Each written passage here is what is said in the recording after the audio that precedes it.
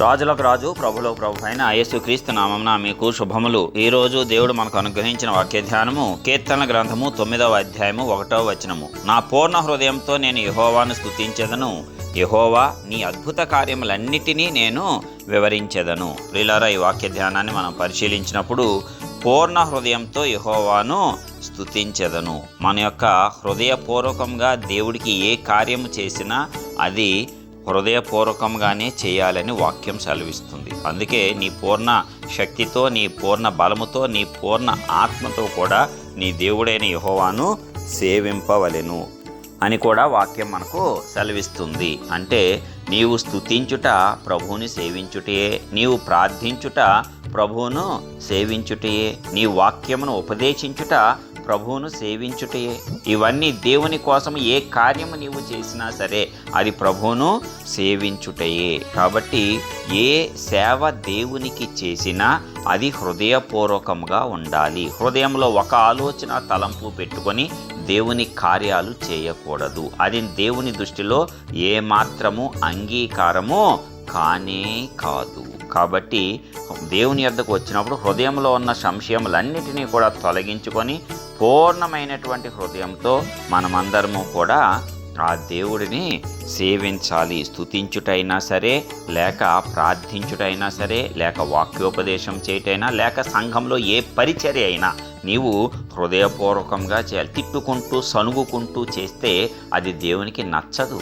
ఇశ్రాయేలీల సనుగులను చూసే ఆయన వారిపైన కోపించాడు.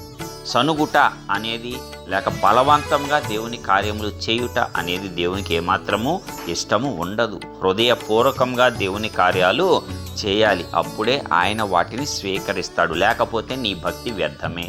నీ భక్తి ద్వారా నీకు ధైర్యము పుట్టనే పుట్టదు. ఎన్ని సంవత్సరాలైనా నీ భక్తి నీకు ధైర్యం పుట్టించాలంటే నీవు నీ పూర్ణ హృదయంతో దేవుని కోసం చేసే ఏ పని అయినా సరే నీవు చేయాల్సిందే. అప్పుడే నీ యొక్క భక్తికి ప్రయోజనము వనగూరుతుంది. అదేవిధంగా అద్భుత కార్యాలన్నిటినీ వివరించాలంట.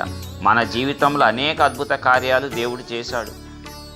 ఆశ్చర్యకరమైనటువంటి తన వెలుగులోనికి ఆయన మనల్ని నడిపించాడు. ఇంకా అనేక రకాలైనటువంటి ప్రమాదాల నుంచి తప్పించాడు.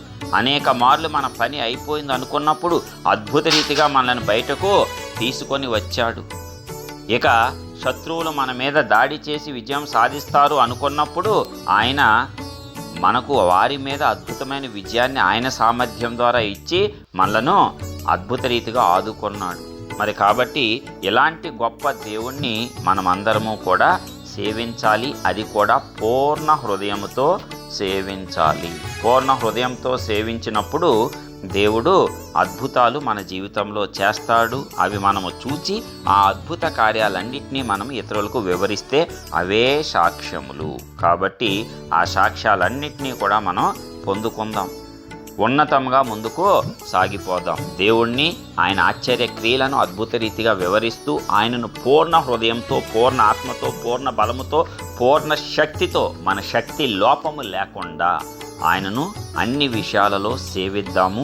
ఆయన యొక్క గొప్ప కృపను మనమందరము కూడా పొందుకుందాం. నీవు పూర్ణ హృదయంతో సేవించకపోతే దేవుడు నీకు ఇచ్చేటువంటి కృప వ్యర్థమైపోతుంది. కాబట్టి ఇది గమనించాలి. మరి ఈ రీతిగా మనకిచ్చిన కృపను వ్యర్థం చేసుకోకుండా దేవుని యొక్క ఆశీర్వాదంలో ముందుకు సాగిపోదాం. ప్రార్థించుకుందాం.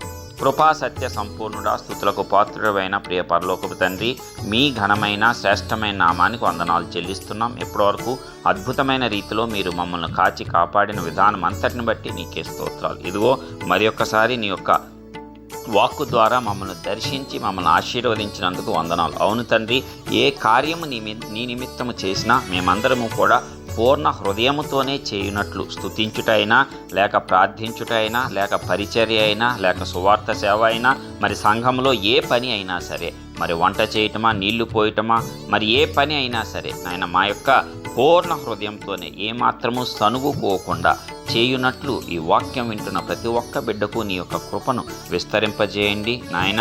మరి నీ కృపను వ్యర్థపరచుకోకుండా నీ అద్భుత కార్యాలన్నింటినీ మేము వివరించి నీ నామాన్ని సకల జనులు ఎదుట ఘనపరిచేటట్లు కృప చూపించి ఆశీర్వదించండి.